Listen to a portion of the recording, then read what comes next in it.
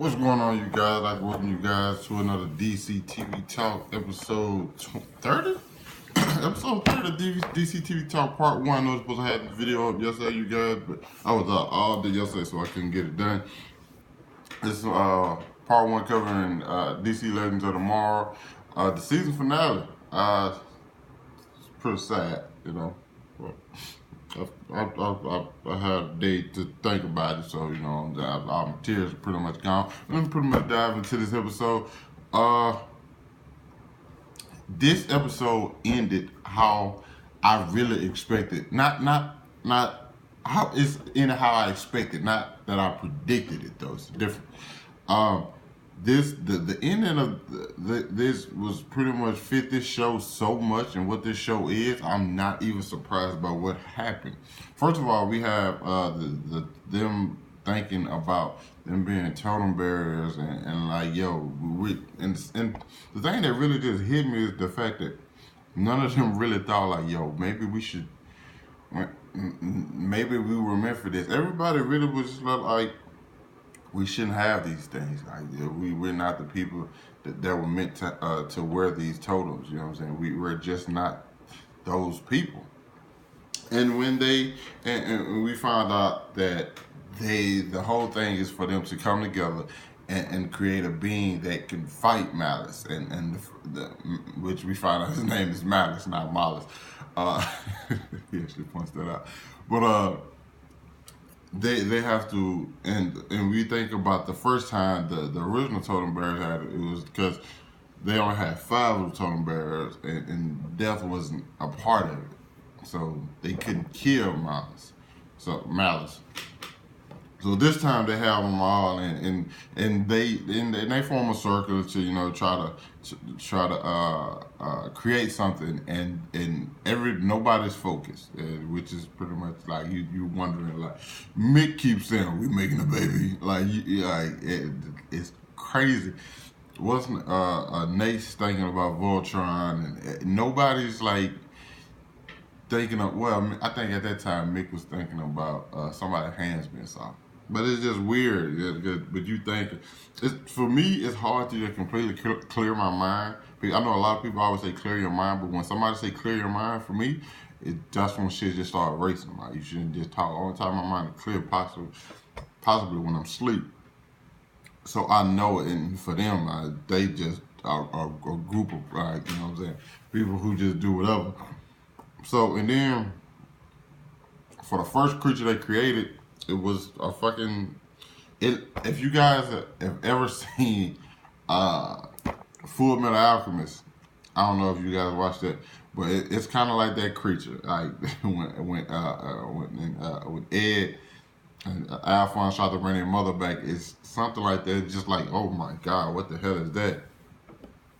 Of course, Mick instantly kills it, like, you know. And then we have this thing, and we get like certain characters brought back. Give me a second, you guys. My bad. I had to get a quick change of settings real quick. But anyway, this more into the episode. Ray, who we pretty much got a thing that he's like got something for Nora. Okay, this is apparent. Right? He got a thing for her.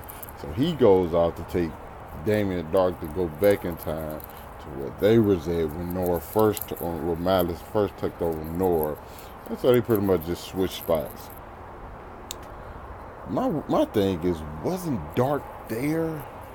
So I was wondering, like, is there 2 Malices, or is there another Damien Dark and another Malice in that timeline?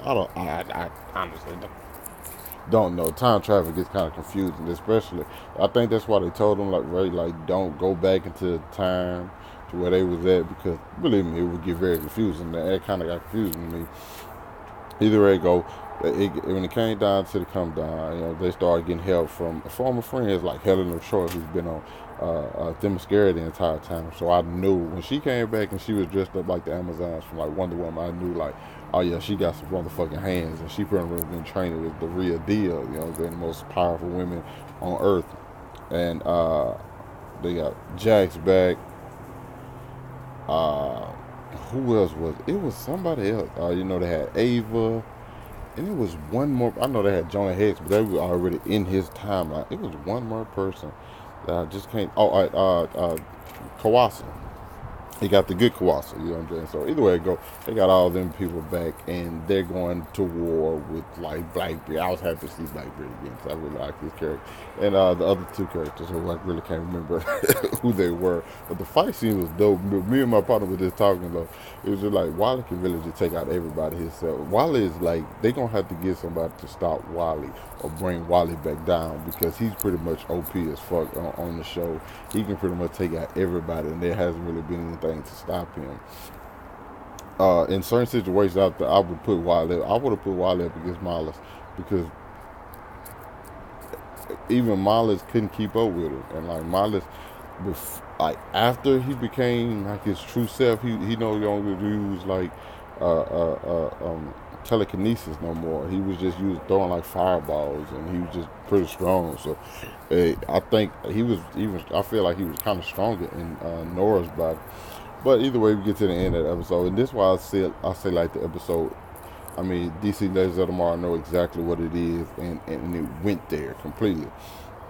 Is because we're thinking when they started trying to formulate a being to stop Malice, you're thinking, okay, we're gonna see Voltron. You know what I'm saying? But it came out and it was Bebo. You have Bebo versus this big fucking flying demon creature, and you're thinking, you know what? That fits this show so well that I'm not mad at it one bit. It's exactly what the show is.